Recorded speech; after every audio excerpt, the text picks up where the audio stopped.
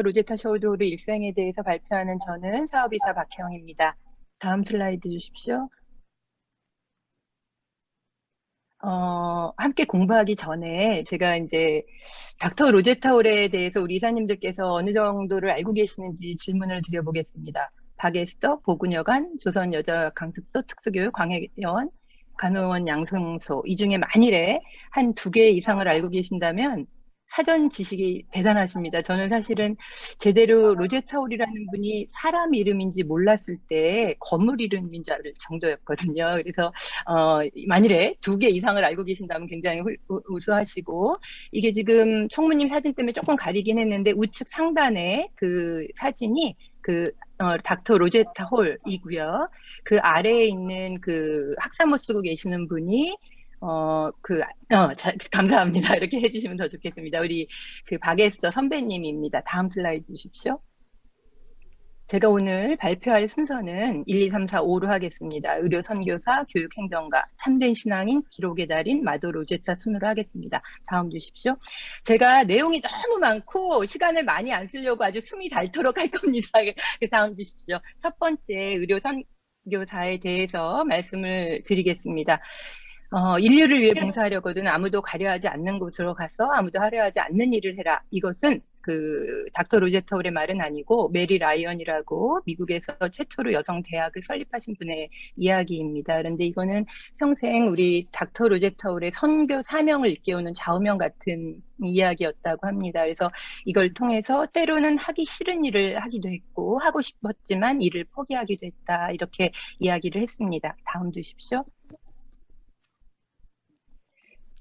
로제타 셔우드 홀은 1865년에 뉴욕에서 출생합니다. 그래서 이름이 로제타 셔우드, 일단은 그 셔우드는 처녀때 성인데 독실한 기독교 집안에서 출생을 했고, 어머니 피비 셔우드는 주변에 해외 선교를 가신 분들이 많으셨어서 어려서부터 로제타에게 큰 영향을 주신 분이라고 합니다. 20살 때 고교 교사로 부임을 했었고, 그런데 그러니까 의료 선교의 꿈을 꾸면서 1886년도에 펜실베니아 여자의과대학에 입학을 하게 됩니다. 그 당시 펜실베니아 여자의과대학은 해외 선교사들을 많이 배출시킨 학교로 유명하고, 그뿐만 아니라 그 선교사들이 유학을 보낸 유학생들까지도 이제 문을 열어서 인도나 시리아, 아메리카 원주민, 그다음에 일본인들도 교육을 시킨 그런 학생입니다. 그리고 1889년도에는 의과대학을 졸업하고 뉴욕의 빈민촌에서 진료를 하게 되는데, 이때 아주 정말 굉장히 운명적인 만남이 있는데 그건 다음에 말씀드리겠습니다. 1890년도에 26살의 나이로 미국 국감리교 여성선교회 선교사로서 조선에 파견이 되는데, 그 당시 오던 코스를 보면 뉴욕의 고향집을 떠나서 샌프란시스코까지 가서 거기서 배를 타고 하와이 호놀루루를 거쳐 요코하마를 거쳐 조선의 부산항에 도착을 합니다. 근데 그 당시에 우리나라가 조선이 도로도 없고 철도도 없고, 그래서 부산에서부터 다시 배를 타고 제물포로 온 다음, 제물포가 인천입니다. 인천의 제물포항으로 온 다음에 한양까지 마차를 타고 가마나 이런 걸 타고 가는, 그래서 걸리는 시간이 대략 2개월이었다고 합니다. 다음 주십시오. 첫 번째 근무를 했었던 보근여관에서의 간단한 에피소드 하나를 말씀드리면, 화상 때문에 손가락이랑 손바닥이 붙어서 이제 지내던 16살 소녀, 이거는 그 당시 16살은 결혼을 해야 되는 나이기 때문에 이런 핸디캡이 있어서 아주 굉장히 어렵게 마음고생하면서 지냈던 소녀에게 그걸 떼어주는 수술한 다음에 피부 이식을 해야 되는데 부족하니까 이 피부 이식을 이해를 시키기가 어려워서 닥터 로제타가 당신의 그 피부를 막 떼서주는 그런 걸 보면서 굉장히 감동을 받았다고 합니다. 다음 슬라이드 주십시오. 그래서 제일 처음에 이제 방금 말씀드린 대로 1890년에 닥터 로제타 셔우드가 한양에 왔을 때 보근여관에는 그 당시에는 여자 의사가 없었습니다. 그래서 초대 보근여관장이었던 닥터 메타 하워드라는 분은 굉장히 열심히 진료를 하다가 병을 얻어서 미국으로 돌아가게 됐고, 닥터 로제타는 조선에 오자마자 말을 익힐 틈도 없이 그 다음 날로부터 진료를 시작하면서 이제 보구 여관장이 되었습니다.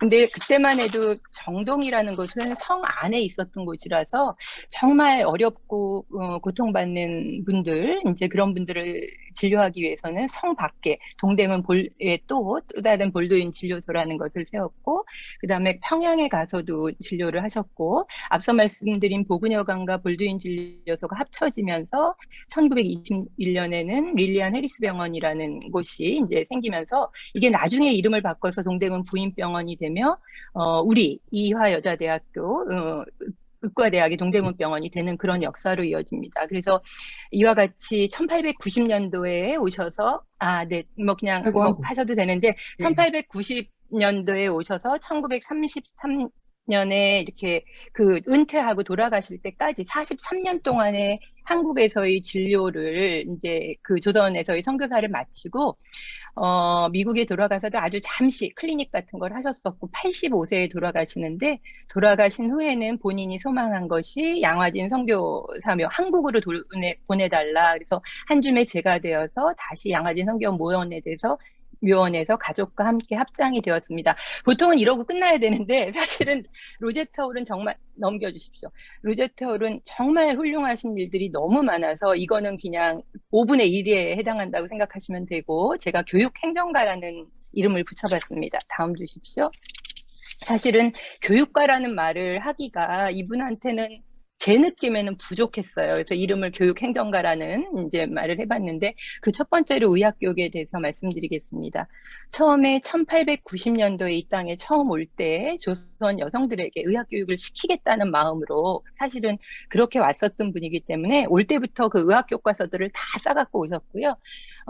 이건 그냥 간단한 에피소드로는 길가에 남산에 넓어 있는 그런 사람의 해골을 막 가져다가 모아놓고 오스테올로지, 그러니까 해부학을 가르치려고, 고락을 가르치려고 그런 열성이 넘치는 분이셨습니다. 그래서 제일 위에 슬라이드 보시면 마이 걸스라고 그래서 이화학당 소녀들에게 최초의 의학 교육을 시켰고, 그들 중에는 첫 번째 김점동, 우리가 잘 아는 박엑스터 선배님은 우리나라 최초의 의사가 되었고, 이 그레이스는 우리나라 최초의 간호사가 되셨고 그 외에도 선교사 교육을 시키는 이런 분들을 키워내셔서 결국은 조선 여성을 교육시켜서 조선 모든 여성이 발전할 수 있도록 하는 아주 정말 깨이고 훌륭하신 분입니다, 진짜. 근데 두 번째로 말씀드린 여성 의학자 교육에 대해서는 로제타 홀이 굉장히 안타깝게 생각하는 부분인 것 같습니다. 그 아래 잠깐 보시면 1900년도에 박엑스터가 볼티모어 의과대학을 졸업해서 조선에 온 다음에 1910년도에 돌아가실 때까지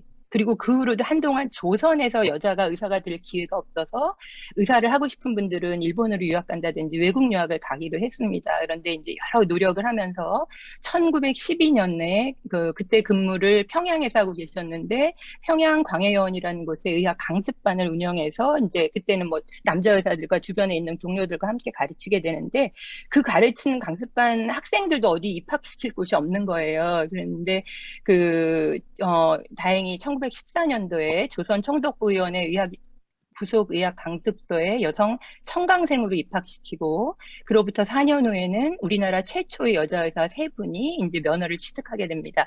그 후로도 사실은 더 계속해서 노력을 했다고 합니다. 그래서 같은 외국인 선교사인 세브란스 의전 같은 데에 우리 여성을 좀 붙여 보내달라 해도 거부당하고 그 당시에 이화여자대학 그러니까 이화학당이 대학부를 창설하는 시기였기 때문에 그러면 의학교육을 할 만한 그런 거를 하자라고 했는데도 거부당해서 굉장히 그때 가사과만 신설했답니다. 그래서 두고두고 아쉬워했다는 말씀이 적혀 있었고 그러지만 다행인지 불행인지 아니 다행입니다. 1928년도에 조선 여자의학 강습소라는 그 강습소를 개소해서 소장은 로제타 홀이 부소장은 길정희님이라고 그러니까 죄송합니다. 그러니까 그 일본에서 공부를 하고 돌아오시고 그 당시에 동대문 부인병원에서 근무를 하셨던 분이 부소장이 되시는데 여러 역사를 이어지면서 이 조선의학 강습소가 지금은 고려대학교 의과대학의 그 전신으로 돼서 로제타 홀이나 그 역사를 공유하는 그런 상황이 되었습니다. 다음 슬라이드 주십시오. 두 번째로 교육행정가로서의 모습은 간호교육에서 볼 수 있는데요. 제가 아까 제일 처음에 말씀드릴 때 한국으로 조선까지 오는 게 2개월의 시간이 걸린다는 말씀을 드린 적이 있었습니다. 근데 1902년도에 안식년에서 돌아오는 시간이 5개월이나 그 2개월 걸리던 시간이 5개월 이상이 지체되게 되는데 그 시간을 그냥 쓰지 않고 배 안에서 그 간호교육을 시키는 청사진을 다 준비를 해서 1903년도 3월에 한양에 도착한 다음에 1년도 되지 않는 1903년 12월에 마가렛 에드먼즈 보글여관 부설 간호원 양성소를 설립하게 됩니다. 이거는 세브란스 간호사 양성소보다도 더 빨리 된 거라서 그리고 이 양성소가 결국은 이화여자대학교 의과대학이 아닌 이화여자대학교 간호대학의 연결로 됩니다. 그래서 이 간호교육 양성소에서 학생 모집하는 기준이라든지 간호복 제작이라든지 간호원이라는 이름 같은 것들을 모두 다 준비를 한 그런 상황입니다. 다음 슬라이드 주십시오. 그 세 번째 슬라이드는 이제 특수교육에 대한 얘기를 잠깐만 드릴 건데 사실은 우리 의사 선배로도 알고 있지만 특수교육하는 분들은 우리나라 특수교육의 선구자로도 잘 알려져 있습니다. 그래서 일반 여성들도 존중을 못 받은 조선 시대니까 장애가 있는 여성들은 어땠겠습니까? 그런데 닥터 로제타는 그 빳빳한 조선 기름종에다 바늘로 구멍을 내서 점자를 가르치고 이래서 그러니까 맹인들이 읽고 쓰고 뜨개질을 하고 오르간을 치고 뭐 이런 거를 교육을 시켜서 그분들에게 굉장한 놀라움을 주고 그랬었다고 합니다. 그리고 그 밑에 있는 1900년도에 평양 외국인 학교 개교는 좀 가볍게 지나가려고 하는 얘기인데 아들 셔우드가 1893년도에 출생을 해서 7살쯤 되니까 이제 학교를 가야 되는데 서당을 갈 수는 없지 않습니까? 그래가지고 어떻게 할까 하다가 앞서 제일 처음에 제가 우리 닥터 로제타 셔우드가 교사였다는 얘기를 드렸습니다. 그래서 본인의 교사 자격증을 이용해서 외국인 학교를 4명의 학생으로 시작을 하는데 이게 나중에는 완전히 명문으로 알려져서 그 중국이나 뭐 해외 그 아시아 지역의 선교사 자제들이 여기 오고 싶어 하는 명문 학교가 됐다고 합니다. 다음 슬라이드 주십시오. 제가 앞서까지 말씀드린 거 다음 슬라이드 주십시오. 이제 세 번째로 말씀드리려고 그러는 거는 사실은 제게는 가장 마음에 와닿았던 로제타 홀이 정말 업적도 많지만 그 고통을 이겨내는 그런 모습에서 제가 정말 큰 감동을 받았었는데요. 아까 제가 로제타 셔우드가 의과대학 졸업해서 뉴욕에서 잠시 근무를 했던 이야기를 드렸습니다. 근데 그게 1890년도였는데 1889년도였는데요. 그때 이제 그 가서 뉴욕의 빈민촌에서 근무를 하다가 닥터 윌리엄 제임스 홀이라는 분을 만나게 됩니다. 그런데 이 윌리엄 홀은 아주 로제타 홀에게 완전히 반했나 봐요. 11월에 처음 근무를 하러 갔는데 12월에 크리스마스 때 청원하고 그 다음에 부활절에도 청원하고 결국은 이제 마음은 정했는데 그 후로 로제타 셔우드는 조선으로 오고 원래 계획은 윌리엄 홀은 중국 선교사로 갈 예정이었다고 합니다. 그런데 그 연인이었던 윌리엄 홀이 1891년, 그러니까 로제타 셔우드가 들어온 다음에 조선 선교사로 파견이 되었고, 그 다음에인 1892년도에 두 분이 결혼을 하게 됩니다. 그런데 정말로 안타깝게도 윌리엄 홀은 그 1894년도 청일전 쟁 당시에 평양에 있으면서 발진 티푸스에 감염이 돼서 정말로 안타깝게 사망을 하시게 됩니다. 그런데 이 남편이 그렇게 사랑하고 아끼는 남편이 사망한 후에 이제 몸을 추스리기 위해서 친정집으로 돌아가게 되는데 그 당시 첫 아들 셔우드 홀은 돌을 같이 낳고 둘째는 임신한 상태로 미국으로 돌아가는데 이때 박에스더 부부를 동행하게 되면서 박에스더가 의과대학 공부를 할 수 있게 되는 시작이 됩니다.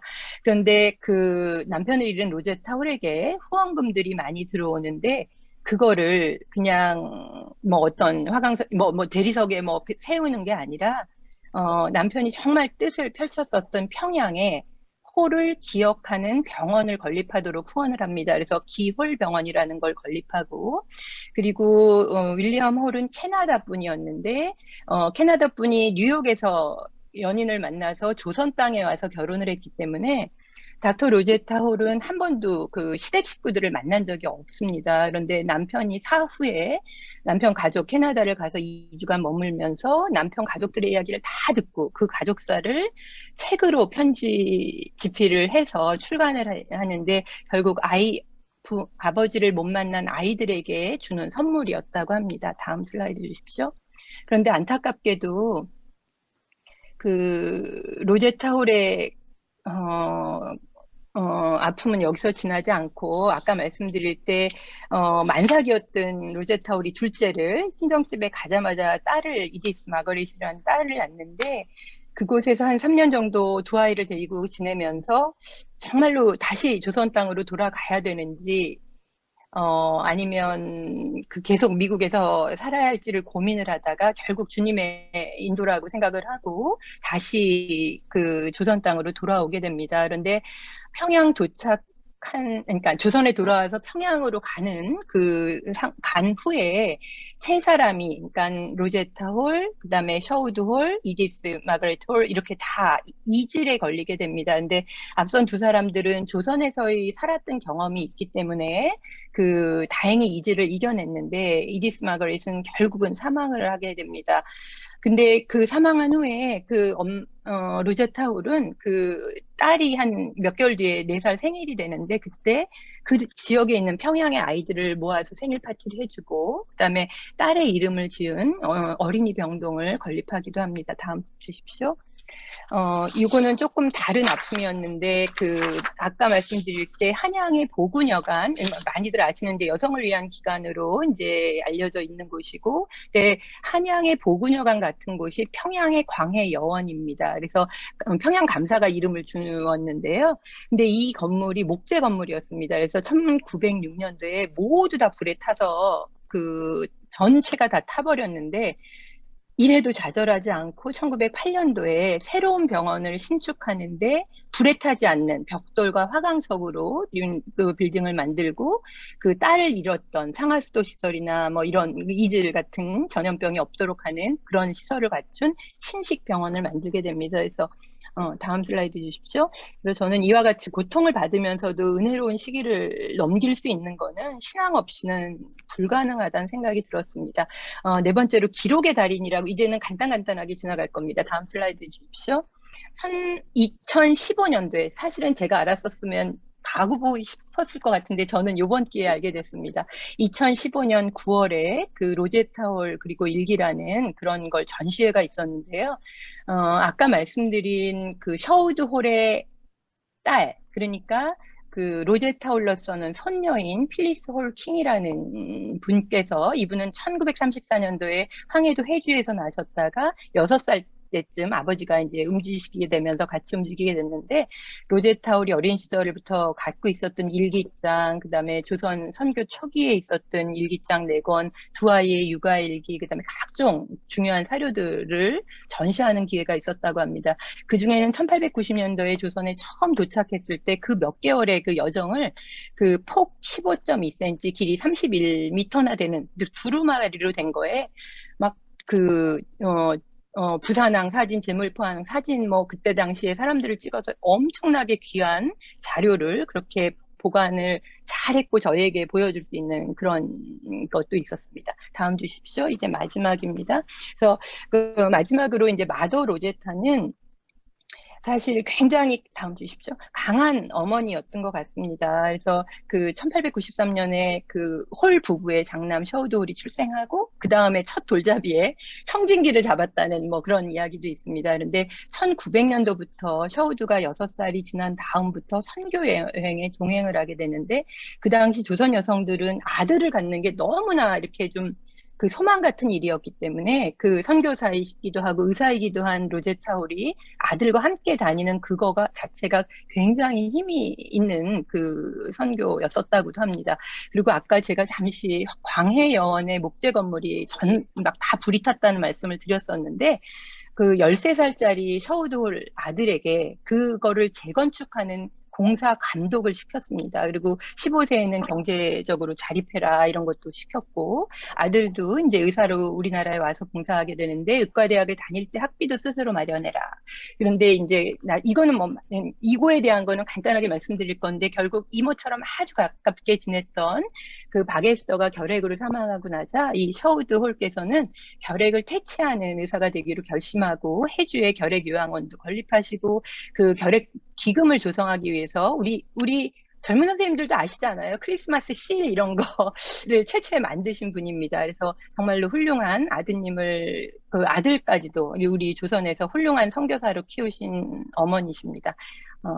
이상입니다. 제가 참고 다음 슬라이드로 마치겠습니다. 제가 너무나 방대한 로제터 홀 이야기를 짧은 시간에 하느라고 너무 급하게 전해서 죄송한데, 혹시라도 관심이 있으시고 그렇다면 이분에 대한 책을 직접 보셔도 아주 큰 시간, 좋은 귀한 시간이 될 것 같고, 저는 그 아드님인 그 아들 닥터 셔우드홀이 쓰고 있는 조선회상이라는 책을 요즘에 너무 재밌게 읽고 있습니다. 감사합니다. 이상입니다.